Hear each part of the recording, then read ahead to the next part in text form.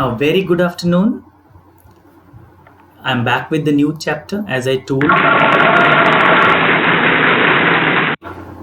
it's economics, the story of village Palampur. We have finished the history chapter. We have finished civics chapter. Now we have finished geography chapter. So we are back with economics chapter, the story of village Palampur. Now, the story of Palampur, an imaginary village, is to introduce some basic concepts relating to the production and other main activities. Now, this is the first time you might be learning economics, so you would be not knowing some of the concepts such as production. So, this chapter is a model to explain some of the basic concepts relating to production and other main activities. Now, the aim of production is to produce the goods and services. Definitely, you would have heard about goods and services because of the GST, the goods services tax. Now, the aim of production is to produce the goods and services. This chapter will tell you the factors of production. There are 4 factors of production: land, labor, capital, and organization. Land, labor, capital, and organization. Land. The first requirement is land and other natural resources are water, forests, and minerals. If you want to produce anything, you would require land, right? Either to build your company or to do agriculture, also you need land, water, natural resources. Obviously, you cannot do it in sky. Second one is labor. If you have any factory or any production started, you need labor. Labor means workers, right? There are 2 types of workers. One is skilled workers and one is manual workers.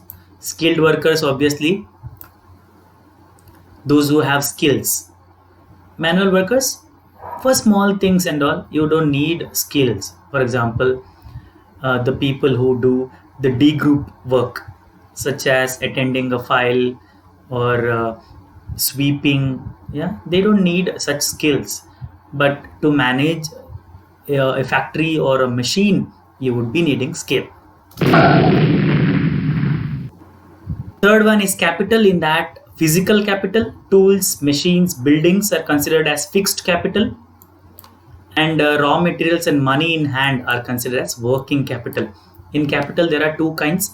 One is fixed capital, which are fixed, like machines, buildings, and working capital is raw materials and money, because every day money and raw materials might change. You might require more, you might require less someday, so it's called working capital. The fourth requirement is the human capital. Remember, in resources, you might have studied about human resources in class 8. So the fourth requirement is the human capital. Every production is organized by combining land, labor, physical capital, and human capital. All of them together is called factors of production. Factors of production is a very important question for 3 marks. Now let's go to farming in Palampur. How is farming done? In Palampur, land area under cultivation is fixed. That is, in Palampur, 75% of the people are engaged in farming activity. The land is fixed. The land is never going to increase. It's going to decrease, but it is not going to increase. The agriculture land is going to decrease. It's not going to increase. In India size and location, we know that the India size is 3.28 square kilometers. Has it increased? It will not increase. Will it decrease? Obviously, chances are there.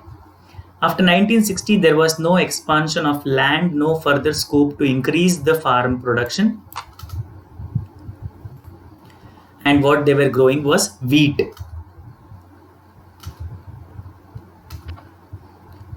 Now you can see the farming activities done here.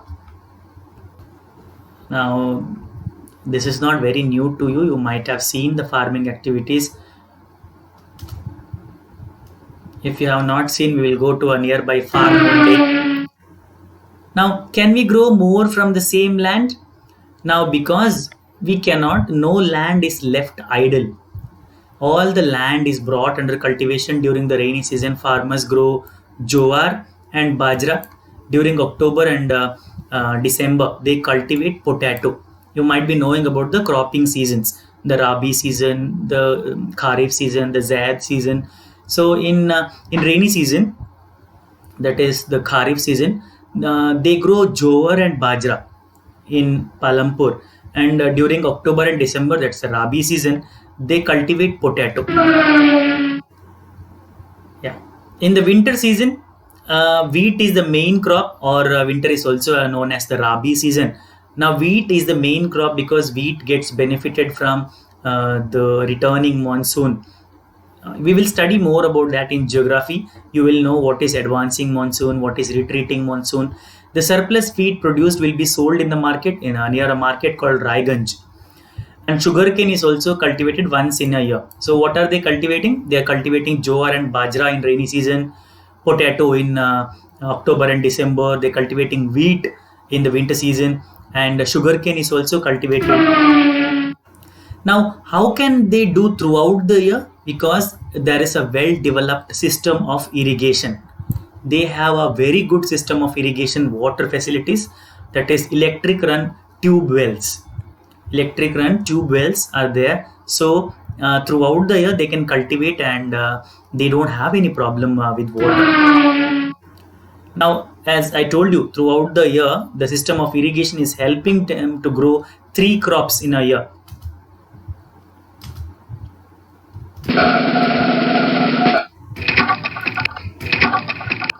Now, one way of increasing production from the same land is multiple cropping. What is multiple cropping? Now, multiple cropping, yeah, I'll tell you about multiple cropping. Let's say you have field of land, okay, or field or land. In it, you start growing different types of crops, multiple crops, right? More than one crop, more than 2 crops, let's say. So is that possible? It is possible, guys. If you know, if you have a little background about agriculture, you would know that multiple cropping is possible. So by doing this, you would get more yield, right? The other way is to use modern farming methods. Traditional yields require less irrigation. The use of HYV. HYV, the word is very, very, very important. What is HYV? That is high yield variety. High yield variety seeds.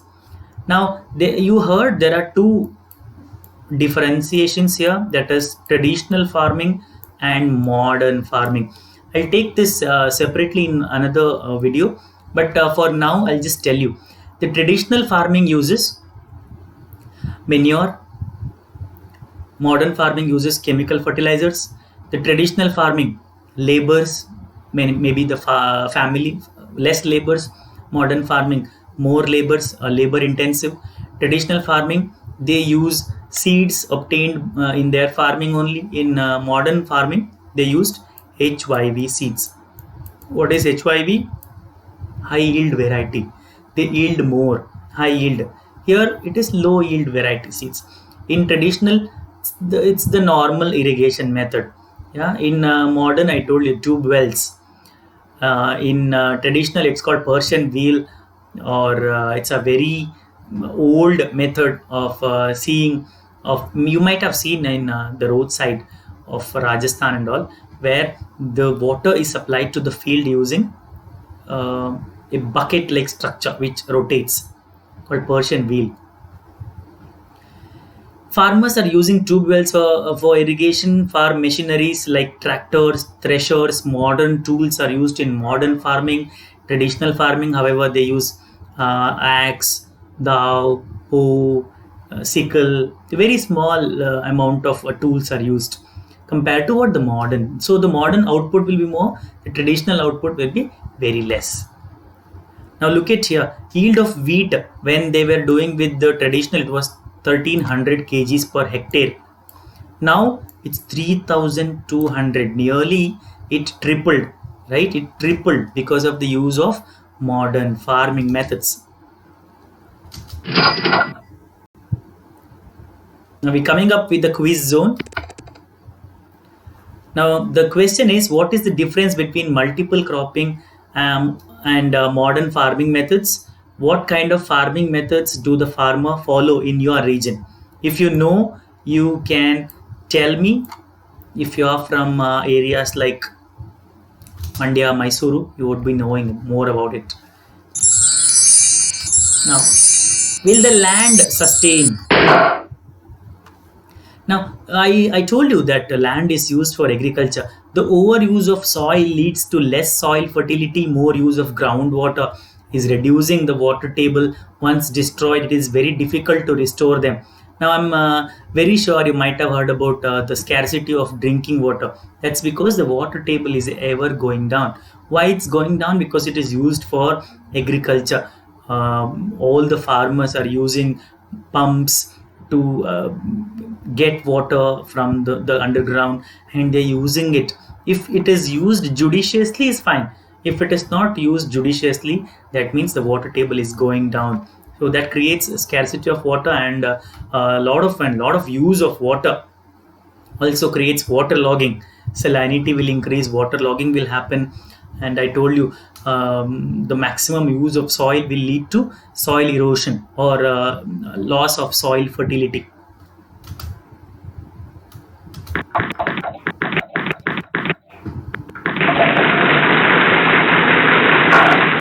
How is land distributed between the farmers of Palampur? In Palampur, one third of the 450 families, there are 450 families in Palampur, are landless. One third are nearly landless. That is 150, right? Of the remaining families who own land, 240 families cultivate small plots less than 2 acres. Large number of small plots are scattered around the village. These are cultivated by small farmers. 60 families are of medium and large farmers cultivate more than 2 acres. So a few large farmers have over 10 hectares or more. Now you will see there are three kind of farmers. One is the landless, one is the medium farmers, one is the large farmer who has acres, hectares, 10 hectares and more, and the medium will be having nearly less than 2 acres.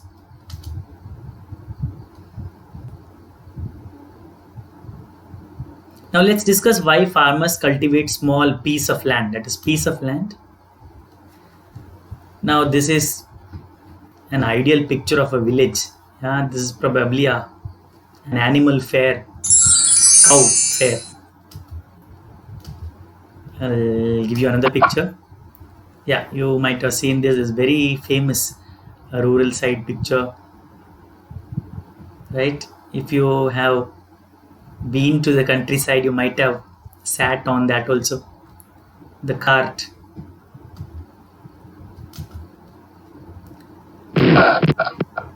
Now, would you agree that the distribution of cultivated land is unequal in Palampur? It is unequal, right? Some people are landless, some people have less than 2 acres, and some people have less than more than 10 hectares. Who will provide the labor? Labor is very necessary in production. I told you, labor, skilled labor or manual labor. Farming requires big deal of hard work.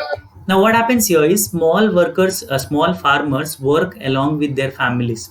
So for their farm, it is their own family members who are the labor.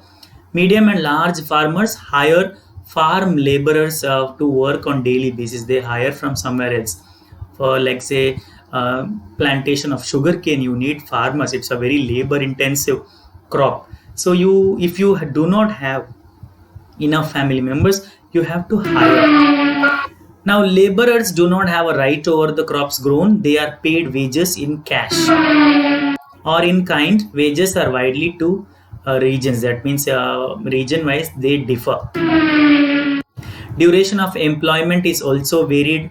Normally it is 8 hours, that's fixed. It can vary, it can come down, it can increase depending on the region.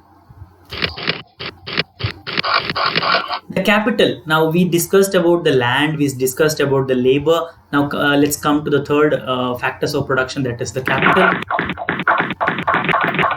What is capital? I told you, fixed capital and working capital. You need machinery, you need building, you need money, you need raw materials also. All farming methods require a great deal of capital, so the farmer needs more money. Where will he get money? They will borrow money from money lenders. This is like small farmers. They will go to money lenders and they'll buy money. They'll borrow money, probably for a higher rate of interest. Later, they put to great distress to repay the loan. Remember, it is farming is like not assured. If you have a good deal, good amount of output product available, if it is sold in the market, you may able to repay the loan. What happens when the crop is lost because of the floods or drought or some other reason? Then you will be in loss and you cannot repay the loan, and ultimately you will be falling in the debt trap. The medium and the large farmers have their own savings. If you have 2 acres to 10 hectares, you will be having your own small savings. So you would be using that. They are able to arrange their capital. And if you don't have, obviously I told you would go to money lenders and buy. Now, if you still cannot get capital, what can you do? Small farmers have little surplus wheat. Now, whatever you have grown is enough for the family, right? And when the family consumes and there is more amount of the wheat left, what do? You sell it. Yeah, because the total production is small and it is enough for your family, the surplus is sold. So the large and medium producers supply wheat to the market and gets good earnings. This savings is used to lending to small farmers as working capital. What they do is large farmers sell the surplus and they keep the money and they give it to the small farmers. Thus, they will be buying new tractors or other required things with the surplus money. Whatever money they have made from selling those surplus, they will buy modern tools such as tractors, tillers, harvester. Yeah, this is about the farming activity, guys. I'll not go for non-farming activity because that is the second part of this chapter. Now, this is just a brief introduction to this chapter. I have not gone by word. In the whole video, I covered the main important concepts. The first is factors of production. The second one is how those factors of production are being utilized in the village Palampur. That's the model. Now, in tomorrow's video, I will go back to modern farming methods versus traditional farming methods. Something we will study about a green revolution. Then I will go for non-farming activities later. So thank you guys for watching this video. It's been a pleasure and I hope you are understanding this one. If you have any doubts, please write to me back and I will clear all your doubts. Till next time, till next video, see you and have a good day.